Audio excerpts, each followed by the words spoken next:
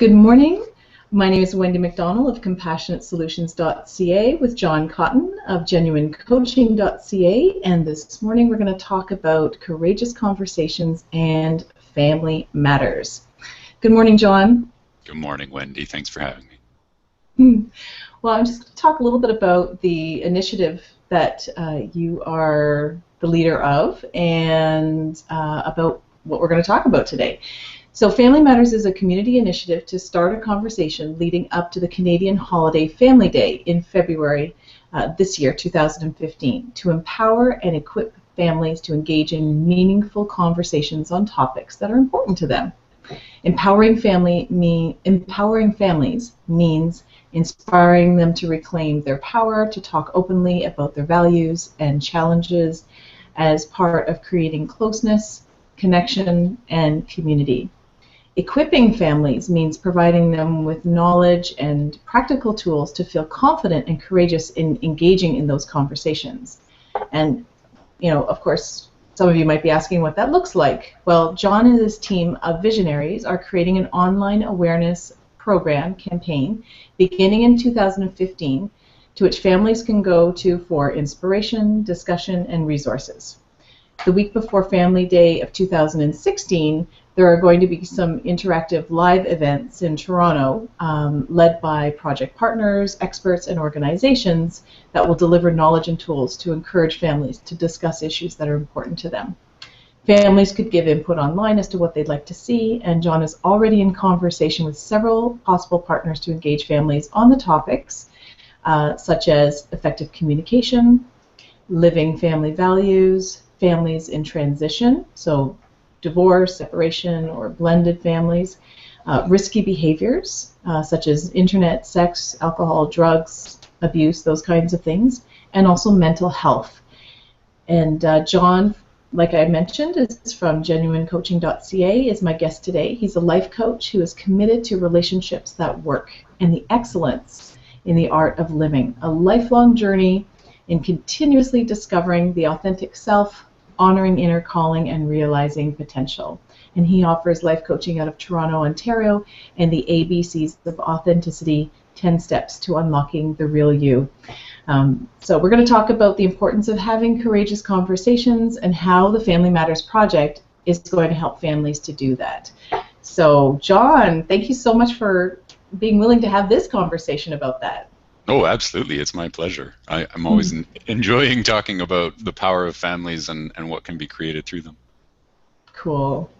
Well, you mentioned that that families want to have these conversations that are important to them, but without help or encouragement or support, most of them feel overwhelmed and unsure how to initiate and even sustain those conversations. So how is the Family Matters Project going to help them to do that? Thanks. Great question. And Family Matters sort of came out of both personal inspiration and professional community inspirations too. So I've had a lot of experience in my life with just courageous conversation, transforming family dynamics and relationships, and it's something that whenever I connect with other families and especially parents, they're really interested in having conversations that can change their family experience. I think one of the biggest things that Family Matters can contribute is establishing a social tradition that makes that normal, that makes that encouraged, that brings that into our social awareness in the months and weeks leading up to Family Day. If Family Day can become socially a recognized time for engaging in courageous conversation, then families won't feel as alone in trying to do that. They won't feel like they're an isolated instance of someone trying to spark something in their family.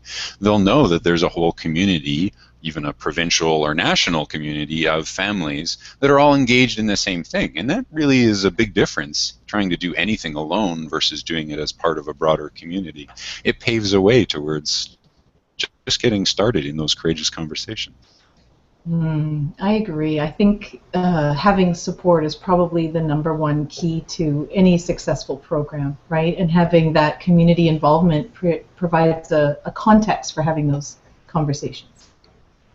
Absolutely, and part of that online adventure in terms of connecting with other families, connecting in terms of, just joining other parents who are interested in similar topics, builds so much confidence and courage and momentum, just to take that conversation away from a place where it's been started and into a place where it needs to get started, like your home, with your kids, with other members of the family. That's a really, that's a useful place to come from when you want to engage in a courageous conversation. Hey, I've already had it once, now I just need to go and have it with other people. That's sweet. So certainly the live events are also going to help with that too. Next year, people will get practical tools and actual experience in having those conversations. Is that right? Yeah, I see those events as like a flashpoint for bringing together helping professionals who have the tools and the knowledge and the capacity to create those experiences with families, and put them together to really have some transfer and some inspiration happen, and gain practical knowledge and tools that people can take away and implement in their family. And sometimes those conversations can get started pretty simply. They don't have to be rocket science. It can be like walking up to your kids and just asking them, hey, what's important in life? You'd be amazed at what oracles children are when you ask them real questions about life. Yeah. Right. Well, and that leads into my next question. What if a parent is kind of feeling a little nervous about getting started? They don't even know how to initiate conversations with their kids or how to sustain them. What would you offer to a parent getting started? I think two things I would give as encouragement. One is that you don't have to start all those conversations with your kid. Those can be conversations that get started with your other parents in your community, and the more comfortable one becomes in conversing about any particular topic, there's more opportunity to work through an emotional response, to work through fear, to have a chance to really become comfortable having that conversation. Then if you're still nervous about approaching your kids, you've had that practice, you've had that access to conversation enough times that you're not starting out in maybe the scariest place. I'm going to talk to my teenager about sex. You've talked about sex and teens with your partner. You've talked about it with other moms and dads. You've talked about it with community. Now you can go and have that conversation, not starting out from the very beginning, thinking you have to get it all right with your teen the very first time you try. Right. So really taking some baby steps. Okay, that's a really great idea. Just starting out. Just baby steps. If you're nervous about having a conversation, bringing it up with someone you trust. It could be a friend, it could be a mentor, it could be, I don't know, it could be a spiritual advisor, who knows, like someone in the community that you trust to be able to hold space for you, and that you would be safe enough to feel honest with. Does that make sense? Yeah, that's definitely what I was encouraging. And really I'd like to see Family Matters become a place and a community in which those conversations are available to people. Oh, I want to join the conversation about whatever particular topic, right?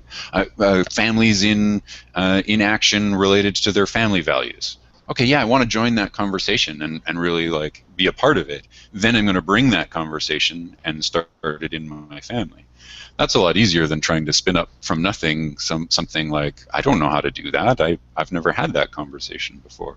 So yeah, my first encouragement for families is like, yeah, get in conversation wherever it's safe and easy for you to get started. Then that translates into the other places where you want to bring it into the family. Got it. I know for me, like, go ahead. Yeah, I was going to say, I know for me, sometimes in family is the place where it's scariest to talk about whatever particular things we want to talk about. And that's why there's sometimes that resistance, that fear, that worry that I can't do that. And so just getting started in a conversation with people you do trust brings that down to the point where, okay, now I'm feeling equipped, I'm feeling encouraged, I'm feeling confident that I can go and have this conversation. That would be awesome to see as a part of a social tradition leading up to Family Day. Got it. And I was thinking, when we were talking about safe and easy, you don't have to launch into something really difficult. It could be talking about, like, how was that math test for you? And starting in on a conversation that maybe you don't feel quite so intimidated about, and being willing to kind of and I started out by saying, Sorry, I started out by saying like I'd give two encouragements. The first one would be, practice in other places, and the second one would be like just start listening about what's already there in conversation with family and kids. That can be a powerful access to what's going on. So maybe it is that math test. Maybe it is what happened at the party on the weekend. Maybe it is how was your experience at grandma's yesterday? What happened for you there? Whatever it is that's coming up, that's a great access point to just starting a conversation. People hear courageous conversation and think we're going to talk about all the scariest stuff. Sometimes a courageous with how are you today? I really want to know. Yeah, the video was just kind of pausing there for a minute, so I want to articulate, just kind of bring that out. It doesn't need to start, courageous conversations don't need to start with the scary stuff. You can start with something really simple, really safe. Mm-hmm. Perfect. And we don't have to be initiating the conversation either. You mentioned something about listening, so sometimes our children might bring up something. So being able to kind of grow our listening muscles might be a good step too. And what might you suggest to a new parent who's just learning how to do that? Philosopher Paul Tillich said the first duty of love is to listen. So I think in families there's lots of room for creating love just through listening.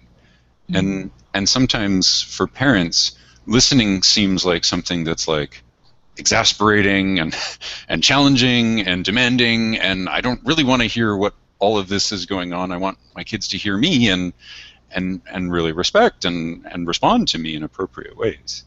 And my encouragement to most people in relationship, and parents in particular, is that in listening, you create that space for listening to happen. So if you want listening to occur in your family, you bring listening to the family. And miraculously, when people are heard, they're much more likely to then hear.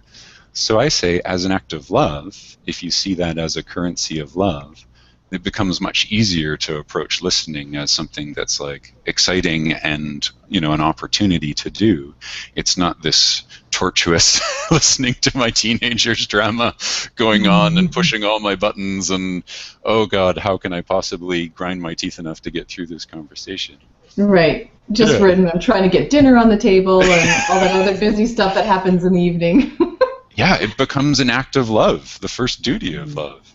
And through that, it's like, do I love my kids? Well, I think most parents say profoundly, yes, I love my kids. So is listening an act of love I want to offer to my children? Oh, yeah, it is. So I'm willing to try it on. That's a very different perspective to approach it from for most parents. Right. And I think most parents have some experience that even if it's something they haven't done for a long time, I don't know very many parents who haven't gazed at their babies when they were first born, and just fallen madly in love. I mean, I know for some parents that's not the case, and they struggled because of various things like postpartum depression and all the rest of it that might have interfered with that.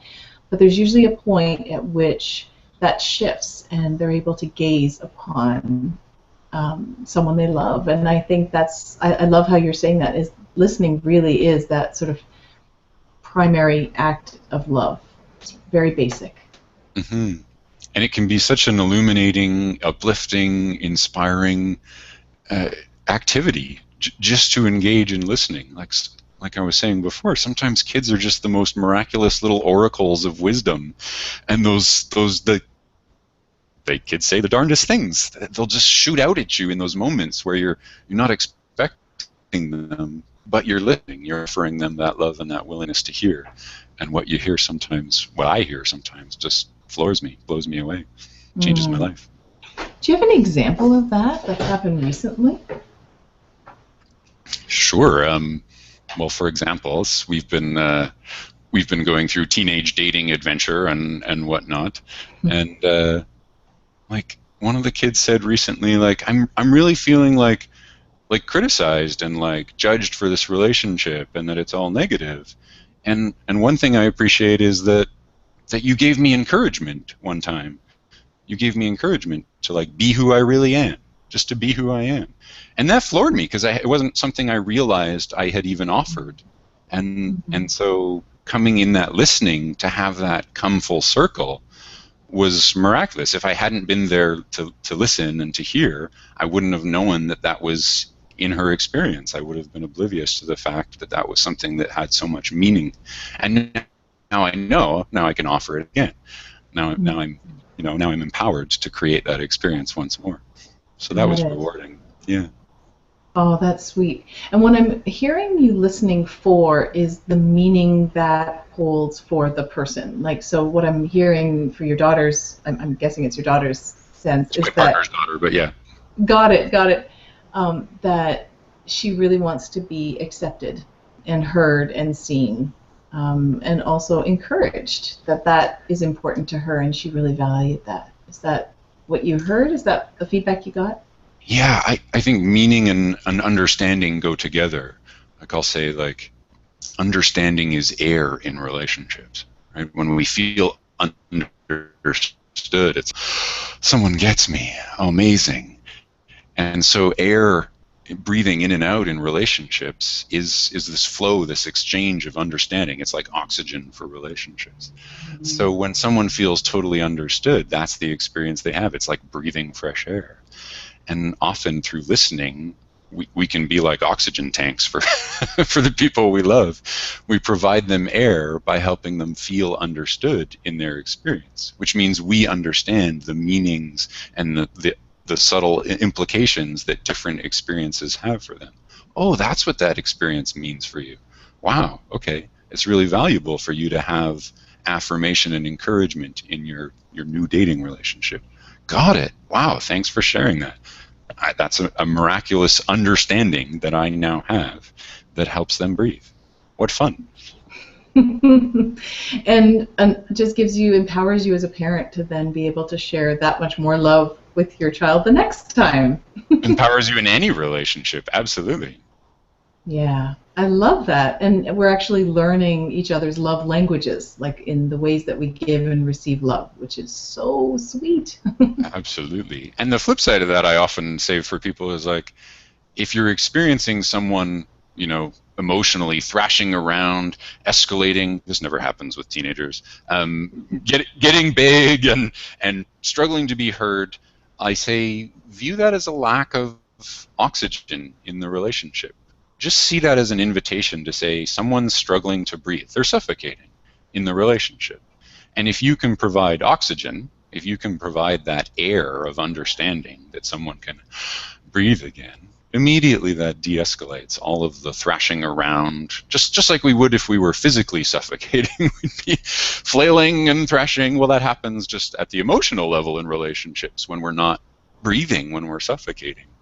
And so just providing a little bit of listening can be like, that person's breathing again, and all that drama and escalation that was needed because they were trying to be heard is just, I don't need that anymore.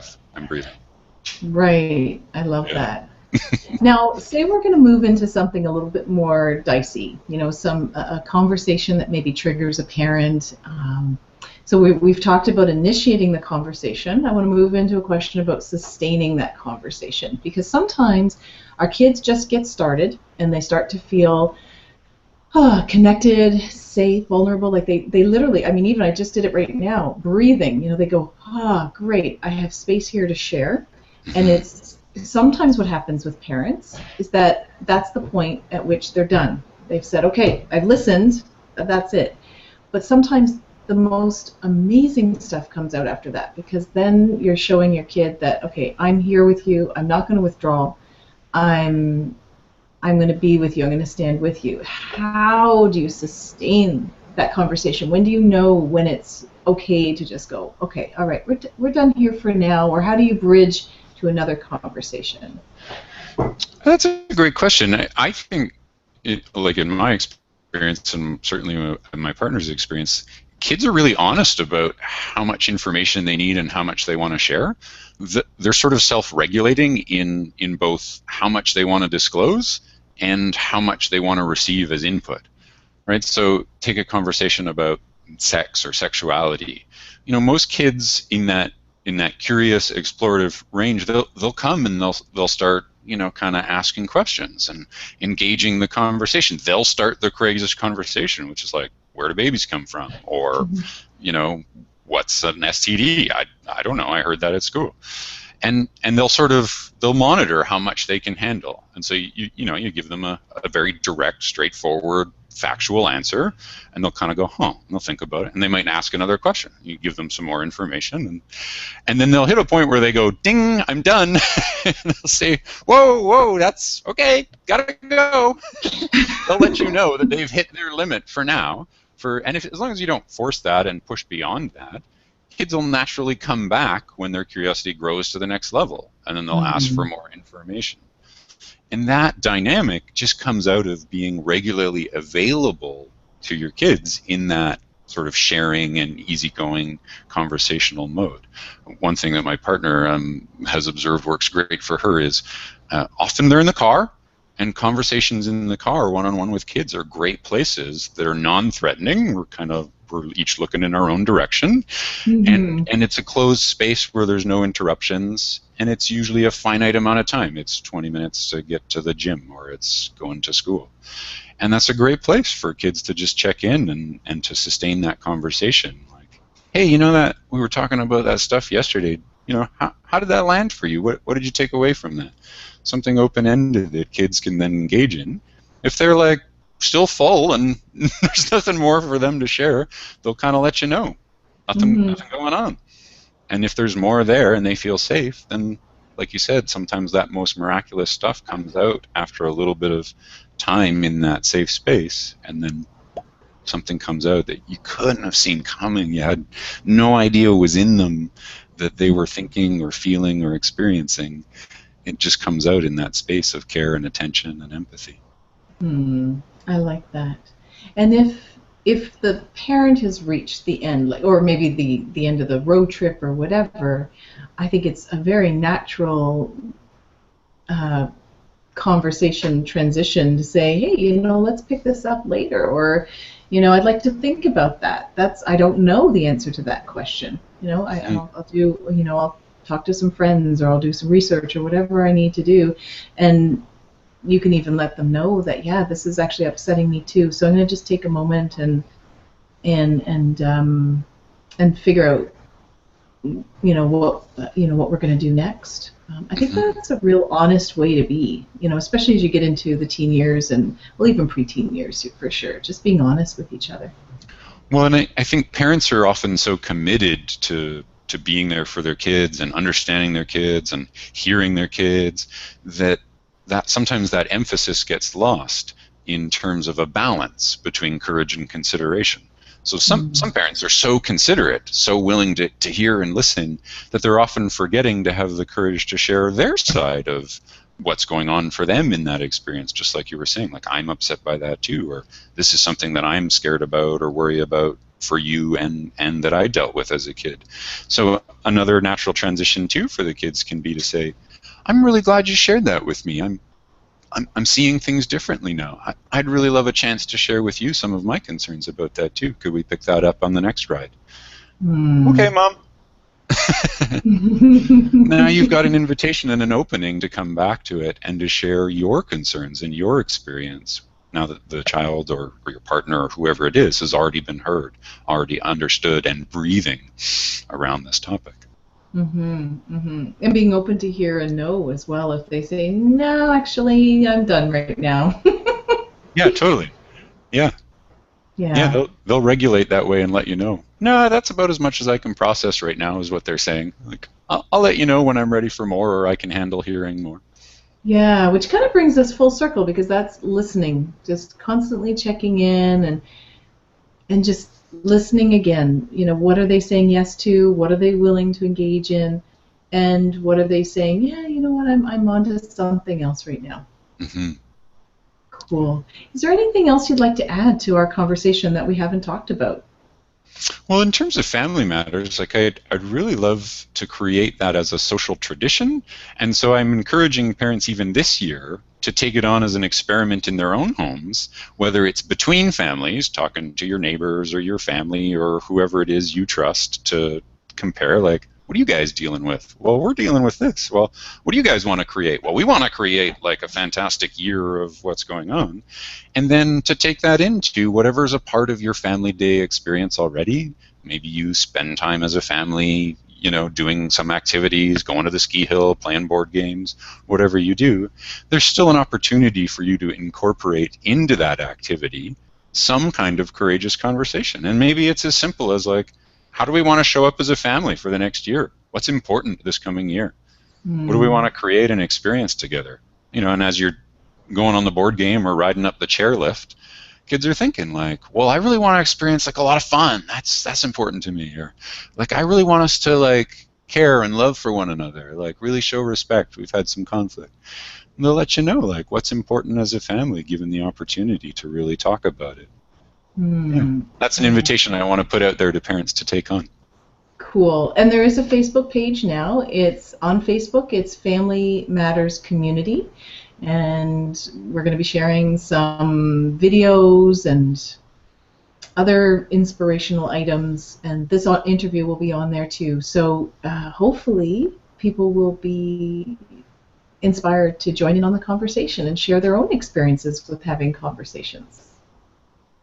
Absolutely. I'm excited to see parents engaged online there and even contributing what they would like to see unfold as Family Matters grows and becomes a greater presence. Cool. I like that. Thank you, John Cotton from genuinecoaching.ca, talking about courageous conversations and Family Matters. Thank you so much. I really appreciate having this conversation and all the work that you're doing. Thanks, Wendy. I appreciate it. Thanks for having me.